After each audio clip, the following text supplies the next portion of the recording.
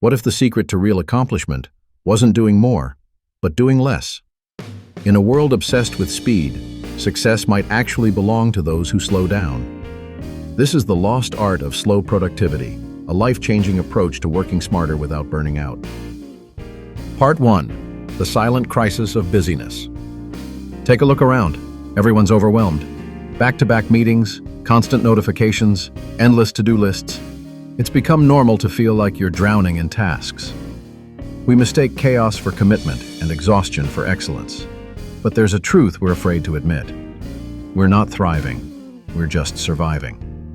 And beneath all the busyness lies a creeping emptiness.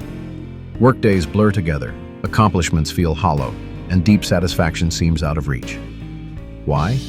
Because we've designed our work lives around volume, not value. We've created systems that reward speed over thought and responsiveness over results. So we rush, we multitask, we burn out. And in the process, we lose the very thing that makes us powerful, our ability to focus, to create, and to care. But what if this wasn't the only way? What if there's a quieter, smarter path, one built on purpose, not pressure? Welcome to slow productivity, a path not for the lazy, but for the truly intentional. Part 2. The lie of doing more. We've been conditioned to believe that productivity is about output, how many tasks we finish, how quickly we respond, how busy we appear. But this belief is a trap, because doing more doesn't mean doing better. In fact, it often means doing worse, more distracted, more diluted, more detached from impact. Slow productivity begins by shattering this illusion. It tells us, do fewer things, do them with greater care. This isn't about shrinking your ambition, it's about expanding your focus. When you try to do everything, you rarely excel at anything. But when you cut through the noise, when you say no to the non-essential, you finally make space for excellence. Think of your energy as a beam of light, spread thin, it's a weak glow. But focused into a single direction, it becomes a laser. That's what slow productivity does. It helps you become precise, not just productive. Fewer tasks, greater depth, more clarity, less clutter. That's not falling behind. That's finally moving forward.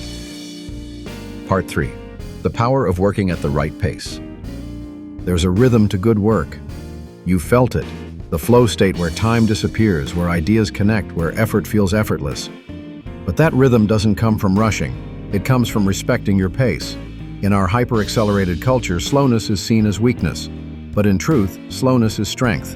It's the patience to let ideas mature, the discipline to dig deep instead of rushing past the surface, and the self-respect to give your work, and yourself, the time it needs.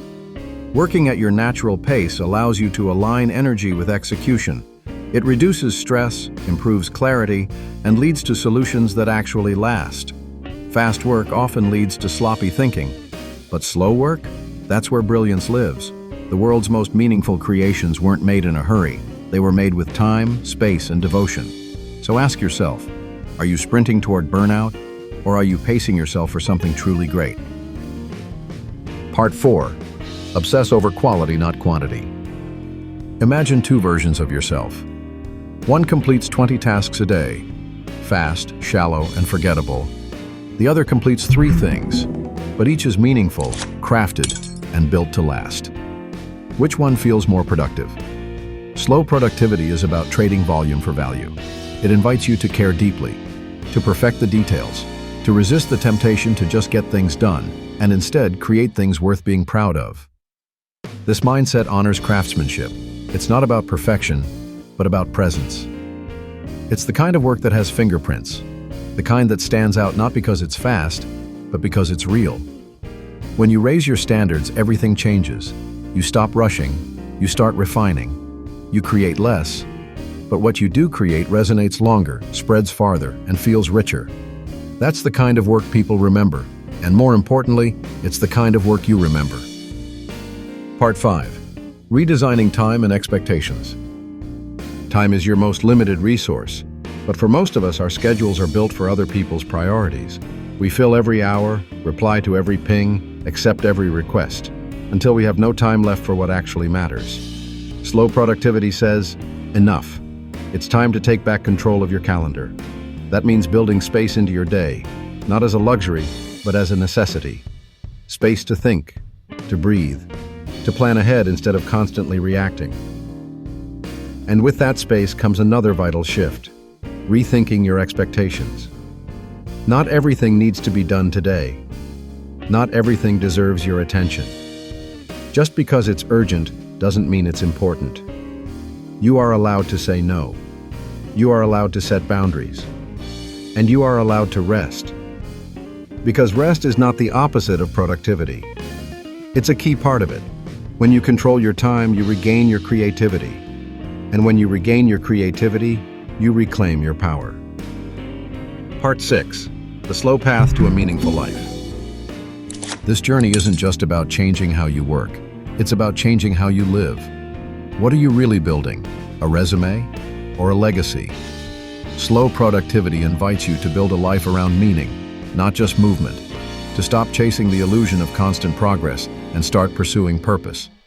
When you slow down, life gets quieter, and in that quiet you hear what truly matters. You reconnect with what drives you. You rediscover your love for the craft, and you start working not just to finish, but to fulfill. This approach isn't flashy. It won't make headlines, but it will make your days feel full, not just busy. It will help you create work you're proud of, time you enjoy, and a life you don't need a vacation from. You don't need to do everything. You just need to do the right things, in the right way, at the right time, for the right reasons. And when you do, you'll realize slowing down wasn't the risk. It was the breakthrough. This is the art of slow productivity. Not just a way to work, but a way to live. This isn't just a productivity system, it's a philosophy for meaningful work. The book ends with a powerful call to redefine success. Measure progress by impact, not activity. Ask yourself, will this matter in 5 years? If not, reconsider your approach. Embrace patience and craftsmanship. The world doesn't need more rushed, disposable work. It needs your best. And most importantly, build a legacy. Work in a way that leaves something lasting behind. The choice is yours. Stay trapped in the frenzy of pseudo-productivity, or step into a calmer, more purposeful way of working. Thanks for watching Book in Minutes, where powerful ideas come to life, fast. If this summary helped you think differently, imagine what the full book can do. Don't forget to like, subscribe, and hit the bell so you never miss a minute of wisdom.